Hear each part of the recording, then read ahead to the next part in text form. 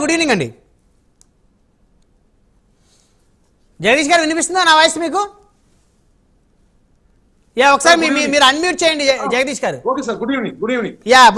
ఏంటి జగదీష్ గారు, ఇలాంటి దుర్ఘటనలు జరిగినప్పుడు రాజకీయ రంగులు పులుముకొని రాజకీయ అంశాలు డిస్కస్ చేసుకోవడం వల్ల ప్రజలకు ఏం ఉపయోగం ఉంటుందంటారు? మళ్ళీ ఇలాంటి జరగకుండా చూసుకోవాలంటే ప్రభుత్వాలు ఏ విధమైనటువంటి కట్టుదిట్టమైన చర్యలు తీసుకోవాలంటారు? ముందుగా మీకు నమస్కారం. మృతుల కుటుంబాలకి ప్రగాఢ సానుభూతి, అదేవిధంగా క్షతగాత్రులకి కోలుకోవాలని కోరుకుంటున్నాం. సరే, మనం ఇంతసేపు మాట్లాడుకుంది ఎఫ్ఐఆర్ గురించి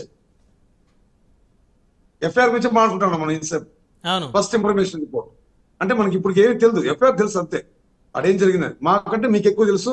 ఇందాక మీ రిపోర్టర్ గారు, మన ఎడిటర్ గారు మాట్లాడిన రాజు గారు చెప్పినట్టు ఇవన్నీ చూస్తాము. సార్, వాస్తవంగా పార్టీలు మారాయి, అధికారం మారింది, ఇవంతా మాట్లాడుకుందాం మనం. అసలు ఇది క్విడ్ ప్రోకో అంటాం. క్విడ్ ప్రోకో అనేది ఇక్కడ జరిగింది, జరుగుతుంది కూడా, భవిష్యత్తు కూడా జరుగుతుంది. మన ముఖేష్ అంబానీ గారు ఏ పార్టీ అంటే మీరు చెప్పగలరా? Please sir, sir don't mistake me. Mukesh Ambani A party అంటే ఎవరైనా చెప్పగలరా? చెప్పలేము. ఎందుకంటే వ్యాపారస్తులకు పార్టీ లేదు. వ్యాపారస్తులు ఎవరు అధికారంలో ఉంటే వారితోటి బాగుంటారు.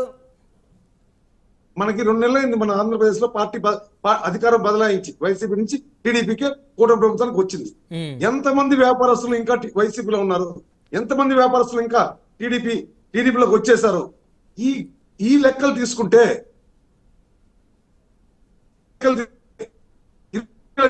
ఇరు పార్టీలు కాదు, 2-3 పార్టీలకు కూడా చందాలు ఇచ్చిన గనులు వ్యాపారస్తులు. ఏ పార్టీ వచ్చినా వాళ్ళ వ్యాపారాలు బాగుండాలి, వాళ్ళు చేసే తప్పులు కనుమరుగైపోవాలి.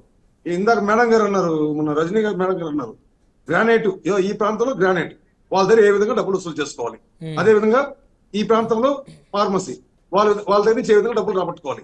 ప్రతి పార్టీ, ఏ పార్టీ అయినా కానివ్వండి, ఈ మాట చెప్పడానికి నేను సాహసిస్తాను. ప్రతి పార్టీ ఈ ఏరియాలో మనకి ఏ విధంగా చందాలు వస్తాయి, ఎవరిని అడిగితే మనకు చందాలు వస్తాయి, ఎవరికి ఇక్కడ లాభాలు వస్తున్నాయి. ఈ ఒరవడి ఉన్నంత వరకు నియమ నిబంధనలు పాటించరు, అందులో అనుమానం లేదు. రైట్. జగదీష్ గారి దగ్గర టెక్నికల్ ఇష్యూ వచ్చింది, కట్ అయిపోయింది, సమయం కూడా తక్కువగా ఉంది.